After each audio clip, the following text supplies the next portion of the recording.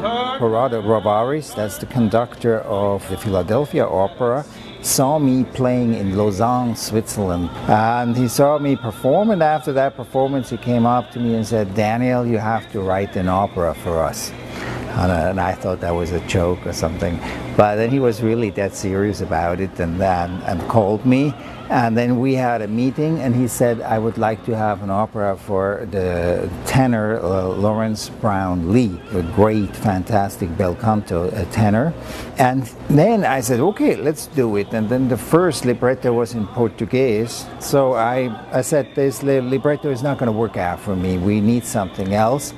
And Lawrence Brown Lee happened to sing a gospel recital at the Lincoln Center, and we went there and we met him, and then this idea came to me that he looks like a little bit like Charlie Parker, so let's just do a Charlie Parker opera. He was a fantastic, unbelievable, genius musician. On the other side, he was a drug addict. That's a problem, also an American problem.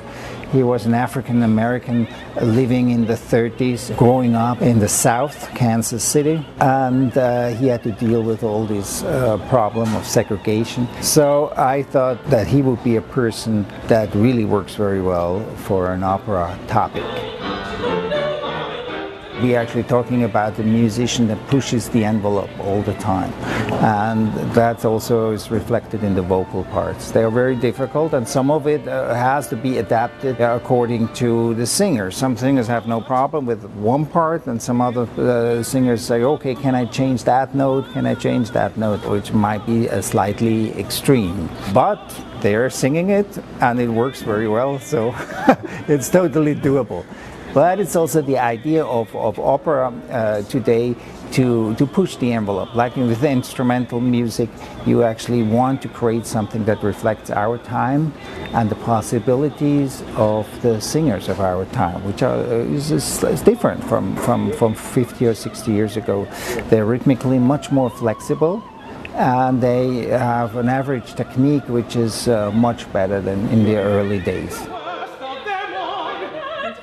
Well, I wanted to reflect on jazz, but not only on jazz. I also wanted to reflect on the classical music of the time. He's talking about meeting Stravinsky in a jazz club. So you hear some of Stravinsky quotes in the background, and you hear the symphony in E-flat of Beethoven when Chan is singing about a symphony in E-flat. You are my symphony in E-flat, and she wrote the book called My Life in E-flat. So it's reflecting that. And then you hear a symphony in E-flat. The most famous one is the third symphony of Beethoven, and you hear the opening statement of in the horn, which is actually the original Beethoven. So these are the different layers here that relate to different traditions, not only jazz tradition.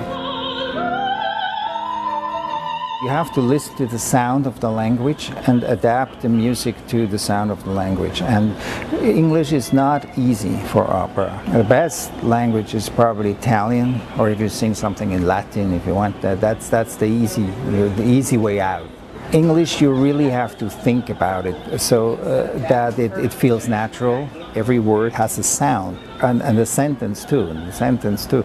Okay, I have an accent. I speak German, but on the other hand, you have to listen to the language and get familiar with the sound of it, and then actually put it into music. Otherwise, you end up with something that's very hard for the singer. Nobody understands what he's singing. Everybody goes, what the heck is he talking about? That leads to frustration. And on the other hand, the audience is very frustrated because they say, I can't understand what they're saying. So you try to avoid that by listening to the music which is already inside the language.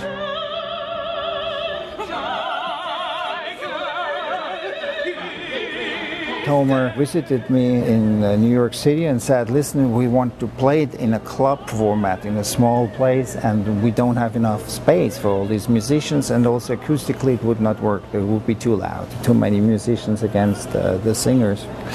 Whether I can think about, whether I would agree to reformat the opera. it was definitely a challenge, but I'm very happy how it turned out. I think it's a different experience from the full orchestra experience, but it has its own color and its own life, and it fits a club perfectly.